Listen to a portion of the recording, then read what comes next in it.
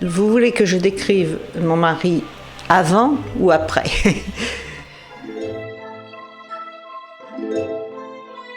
En 2010, on s'est rendu compte avec mes filles qu'il oubliait un certain nombre de choses.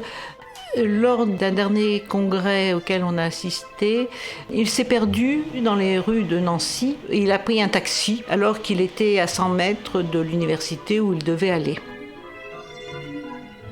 Mais je ne m'en rendais pas compte. J'étais aussi, moi, dans une forme de déni. Et là, à l'été 2012, est-ce que c'est l'évolution de la maladie ? Il y a eu toute une série pour lui d'hallucinations, de fugues, à la limite même un peu de violence. De violence. Tiens. Oui, très. C'est pas bon genre. Exactement, c'est pas du tout ton genre, exactement. Donc je l'ai connu à Florence. Dans le village où j'étais en vacances, j'ai arrivé cet universitaire qui avait besoin d'argent, qui faisait toutes les excursions, Florence, Rome. Et donc, moi je me suis dit, je m'ennuie dans ce village de vacances. Donc j'ai fait toutes les excursions avec lui. Et au bout de ces 15 jours, nous avions décidé de nous marier. Il a appris la langue italienne, mais également toute la littérature et l'art italien, en particulier l'art italien de la Renaissance, ce qu'on appelle le Quattrocento. Il a passé tous les échelons jusqu'à l'agrégation d'italien. Et il a fait toute sa carrière universitaire à la Sorbonne en tant que prof d'italien. Comme il était spécialiste de Pavese, il a traduit beaucoup d'ouvrages de Pavese. Il a récemment traduit Umberto Eco.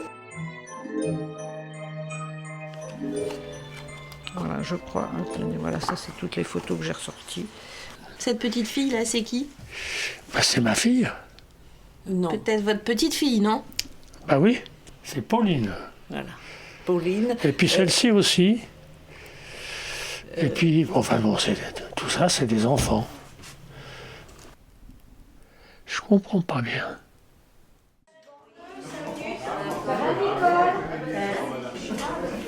Je remercie tous de votre présence, parce que c'est notre principal but, c'est d'être ensemble, de partager, et puis d'avoir des souvenirs. Ce qui compte le plus, c'est de rencontrer, c'est ce que permet l'association Alzheimer, de rencontrer d'autres personnes qui ont les mêmes problèmes que vous. Excusez-moi, bien en hiver. Absolument. On voit beaucoup de personnes qui sont très dévouées par rapport à leur malade, et c'est difficile de lâcher prise un peu et de constater effectivement que là on n'en peut plus, quoi. C'est ici aussi qu'on vient dire qu'on n'en peut plus et qu'au bout d'un moment voilà, il faut trouver une autre solution, même si on a tout fait pour le garder à la maison par exemple, ou la garder à la maison. Je lui en voulais aussi beaucoup d'être malade, d'être dans cet état. J'étais dans un état dépressif qui se manifestait plus de ma part par de la violence, de la révolte. On va peut-être se présenter. Vous vous connaissez un petit peu? Pas beaucoup. Pas beaucoup? Alors, moi, quand j'ai le ballon, je vais dire comment je m'appelle. Je m'appelle Pascal. Ah oui, je sais pas. Votre prénom? Mon prénom, c'est Françoise. Françoise, vous voulez le passer à votre voisin? Oui, bien sûr.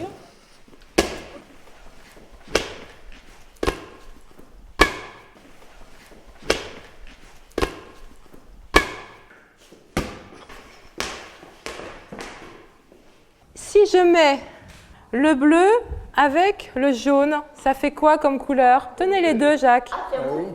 Le bleu et le jaune, ça fait du vert. Regardez, est-ce que c'est prouvé là? Peu importe si les mots s'envolent, on voit les couleurs. C'est ça qui est le principal. Savoir se protéger, savoir s'occuper de soi, effectivement, pour être quelque part plus disponible après, par rapport aux malades, effectivement. Ça, c'est très important.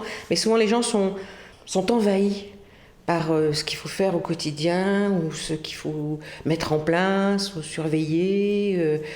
Et souvent, ils n'ont pas le temps, effectivement, de s'occuper d'eux. Ils n'ont plus le temps. Le plus difficile, c'est de m'adapter chaque fois au palier de régression de mon mari.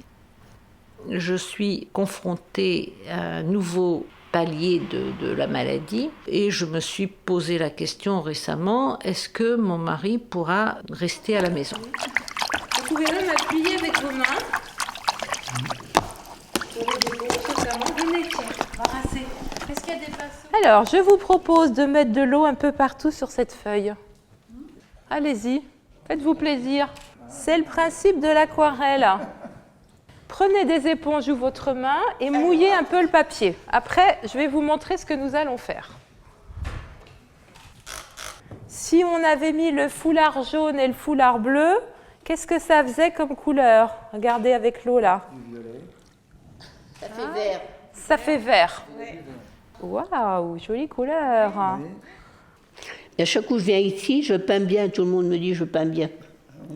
J'aurais aimé ça, hein, faire de la peinture à la maison. Je fais des tableaux. J'ai des tableaux que j'ai fait ici. Ils sont bien. J'aurais aimé ça.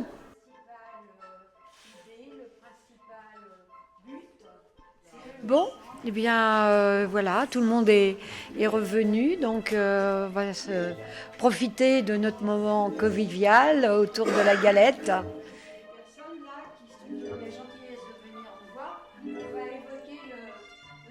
J'ai accepté la maladie et j'ai accepté de voir mon mari comme un être différent de celui que je connaissais. Et à la limite, d'aimer de nouveau cet être qui n'était pas celui du début de notre mariage.